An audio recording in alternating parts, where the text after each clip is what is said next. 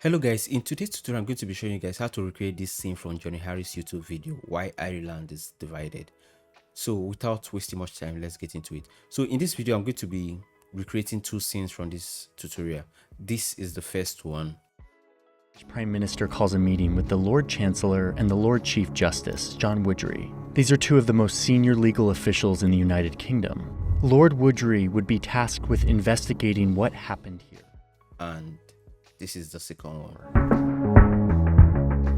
This memo tells the story of a cover-up, how the British Army killed 13 innocent civilians, and how the British government... So without wasting much time, let's get into it. And if you haven't subscribed to my channel yet, please kindly do so to support our channel. Thank you. So in an effort to make this tutorial as close as what Johnny Harris made, I searched through the internet, as you can see from my browser tab here, to find some of the original documents he used and the images he used, but I found some and I couldn't find some. So since this is just a tutorial, not the main documentary, I'll just use what I found, and I'll link the project file in the description below for you to download and follow the tutorial, or just for your own research. So let's get into After Effects. So inside of After Effects, I have imported all the folders and all the images and textures that I'll be using for this tutorial or video. So the first one we have here is a screenshot of all the documents that I'll be using. Most of them, I don't know if I'll use all of them though. And secondly, I have images of the protests and riot that happened during 1972, and 3 maps of Ireland and Northern Ireland. Then newspapers of the events in 1972, and officials, the Prime Minister, Lord Chief Justice, and Lord High Chancellor. And lastly, I have my textures. I downloaded a bunch of textures. I just selected these 3. I'm not going to use all of them. I'm just going to use one, but I'll link this project file in the description below, as I've said before, so that you can follow through the tutorial. So next, I'm going to create a new composition, 1920 by 1080. Click OK. Then I'll just select one of my texture here and bring it down. Scale this down. Then I'll click X to bring my scale property. Then unlink the X and Y. Then bring this down a bit so that it fits my comp frame. This is okay. Then next, I'll click on my rectangle tool here and select round rectangle tool.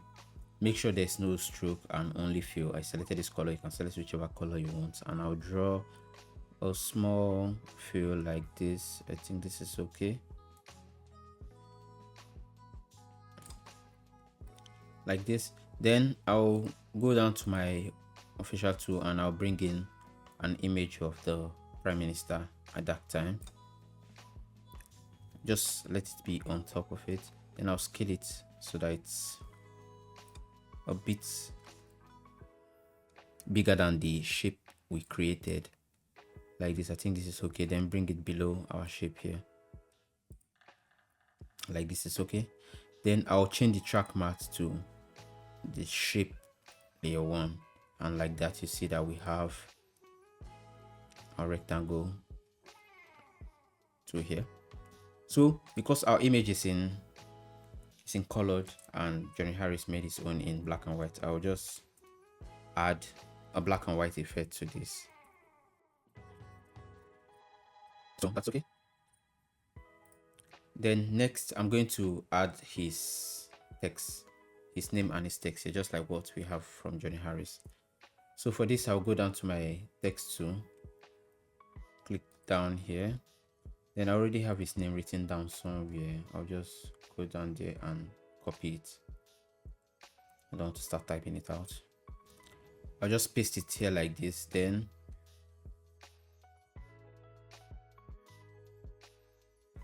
so I'll highlight the top text, and I'll make the font here 24. Then make this one 16. And I'm using this font here. It's available on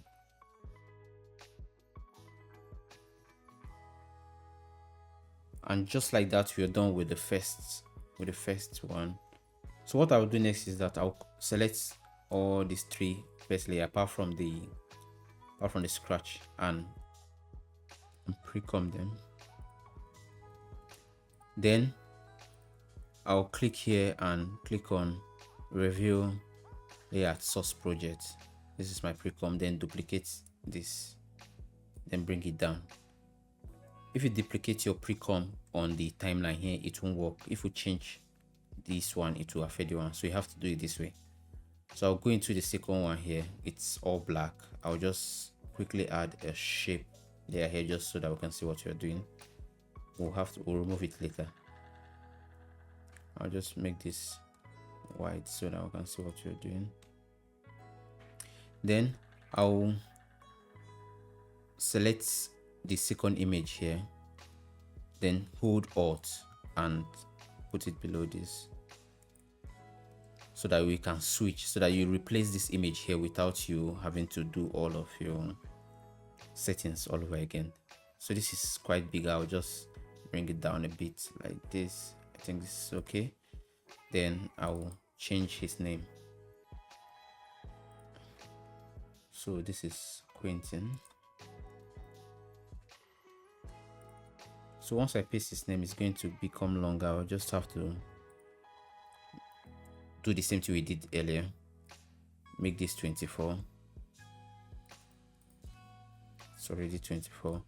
Then make this 16.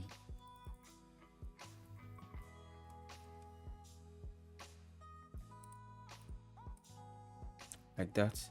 Then I'll delete my shape layer here, then go back, then bring in position, then move this to the side. Now you can see we have two. So I'll just do this again, duplicate it and do it the third time. So just do it yourself. I'll just speed this up so that we'll move along quickly.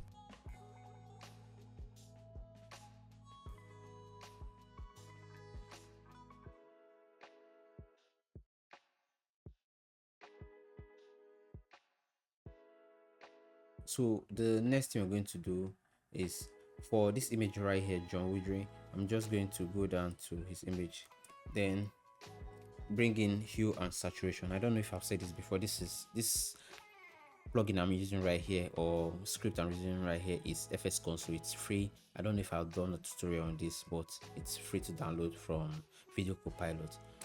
So I'm just going to bring that in, then click on colorization, then move this to around, just to make it a bit brown, just like what Johnny Harris has. And I think this is close to what we have. It's not exactly the same, but this will do. Then next I'll click on the three precoms, then click on my mode and make this multiply to make it a bit transparent. So that's okay. So the next thing we need to do is to animate this. So I'll move this a bit to the front. We'll put it at the right position when we get to that. But for this second one, I'll go down to 17 frames, then move this to that position like this, then bring up the scale parameter.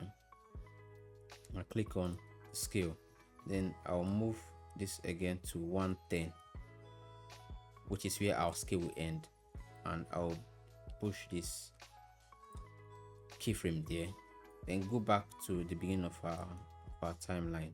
And also make sure, because we've moved this image here, our position has moved, so I'll change the anchor point and make sure it's at the middle of our image here.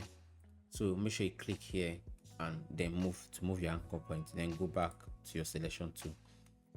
So I'll scale this up a bit. I'll also add a blur to it, Gaussian blur to it. At the beginning of the timeline, it will be around, I think 15 is okay. Then I'll go forward a bit, then like maybe 117 is okay. Oh, I didn't make the keyframe, so click here to set a keyframe, then go 117. 118 is okay. Then bring it down to 0. Click U to bring up the keyframes, then make the both keyframes easy ease. So for the other one, I'm just going to move it to, let's say 118 like this. Then I'll just copy this effect here and this scale here, press Ctrl C Then go to your next layer and paste that there. And if we hit U, you'll see that we have the same keyframes there. So I'll just play this through again for you to see. And I have also imported Johnny Harris audio so that this animation is even more accurate. So I'll just play this through again to see. The minister calls a meeting with the Lord Chancellor and the Lord Chief Justice, John Woodry. So this is okay, and it's exactly what Johnny Harris made. So we'll move on to the next part. So just click on my text tool here, the same font, and I'll paste that in. And for this, I'll make the font 62 and I'll reposition it, bring it above all other ones, bring up my position and position it. So we'll go ahead and click on all 3 or 4 of them and recomb them. So now we'll move to the next part of our animation. Before we go into the next animation, I'll make this multiply, then I'll bring in a new layer, go down to layer, new, then camera. Then you can choose whichever presets you want here, then click OK. Then I'll go down to 220, then click on my camera layer, then split it. Then on this layer here, I'll bring up the position parameter, then scale. Before you do that, go down to toggle to modes or switches, then make this 3D. Then I'll use my position parameter to zoom in like this, then reposition it. Then I'll go down to maybe 3 seconds, go down to the drop down in camera options, then the aperture, I'll set a keyframe here. Then I'll go back to the beginning of my timeline, like this, then set the aperture to around 300, make it a bit blurry. So when I play back, you see that it comes in blurry before it stabilizes. And again, I'll click on my position, set a keyframe here, then go down to 620 like this, then use the Z position, this third parameter here, to zoom out a bit like this. Next, we'll bring in a new layer, a null layer. Then at, let me type this in, 720, I'll bring up the position parameter and set a keyframe. Then go down to 18 to 818. Then make sure you parent your precomp to the null layer. Then use the position to move this out of frame. Then at this point, we'll just bring in a bunch of images here. I'll just bring in some few documents. The minister calls a meeting with the Lord Chancellor and the Lord Chief Justice, Next, John Woodry. mix those ones on top, multiply. You can make all of them multiply though. Then select all of them, then pre-compose them. Then bring them down below your second camera. Make sure you position it well like this. Make them 3D. Then because it's in 3D, you have to rescale it. So I'll just scale it down and reposition it. After that, parent this also to your null layer. Go down to toggles and switches. Then make your precom have motion blur. This one here and the second precom, both of them. Click on this icon here to add motion blur. So I will just play this back for you to see what we've done so far. So make sure you move this second precom here, this one right here, for all of the text and the images we arranged together. This one right here, make sure you move it to around 6 seconds. So let me just play this back for you to see here. The minister calls a meeting with the Lord Chancellor and the Lord Chief Justice, John Woodry. These are 2 of the most senior legal officials in the United Kingdom. Lord Woodry calls a meeting with the Lord Chancellor and the Lord Chief Justice, John Woodry. These are 2 of the most senior legal officials in the United Kingdom. Lord Woodry would be tasked with investigating what happened here. Then at the camera layer, I'll set a new keyframe there, a code keyframe, then go down to 1020. Then using the Z position to zoom out a bit like this. This is okay. So the next thing I'm going to do is that right here in 921 like this, I'm just going to bring in a new document. make sure it's at 921. Then I'm just going to scale this up to the particular text we want to highlight. Then I'm just going to click off this, then go down to my pen tool, then make sure it's a stroke without a fill. I'm just going to increase this. Then I'm just going to select any random text here. I'm just going to click here, then click at the end, then go down to my selection tool and reposition it. Then I'm just going to scale the text like this. Make sure your shape layer is also the same size with the image of the text you're using. Then next I'm going to add a trim path to this. Add a trim path. So at maybe 1016, I'm going to go down to my trim path options here and leave this as 100. Then go back to the beginning of my timeline here, just before the beginning, and make this 0. So let's just go back to the middle of this. First I'll add an effect to this roughen edges to give it a kind of a brush look. So I'll just mess around with these settings here to give it the brush look. Then after that, change the mode to darken to highlight this like this. Then select the both of them, pre-compose them, move it below our camera like this, make it 3D, reposition it and scale it down to fit what you want.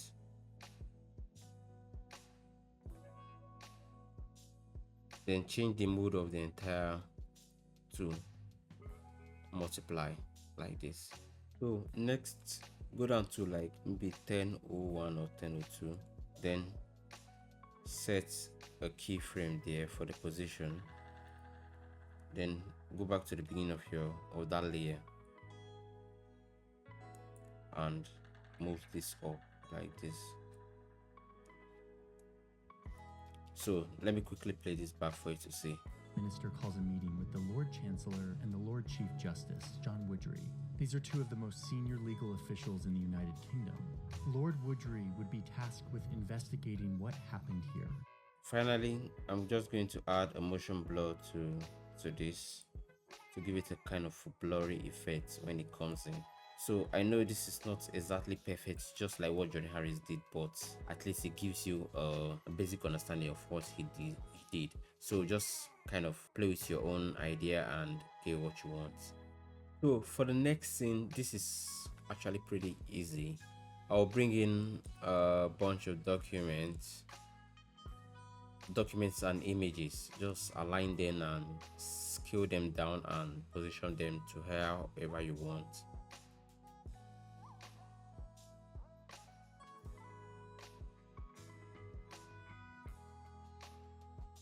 Then pre-compose them and also make most of the images multiply, change their mode to multiply, and once you pre-comp, make the pre-comp also multiply to have this kind of texture. So next we're going to bring in a new camera like this, and before you do that, make sure your pre-comp is 3D.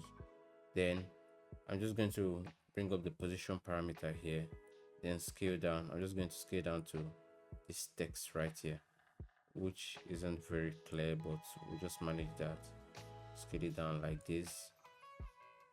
So I'll set a keyframe like this, then go a few frames forward or a few seconds forward, then go back a bit like this.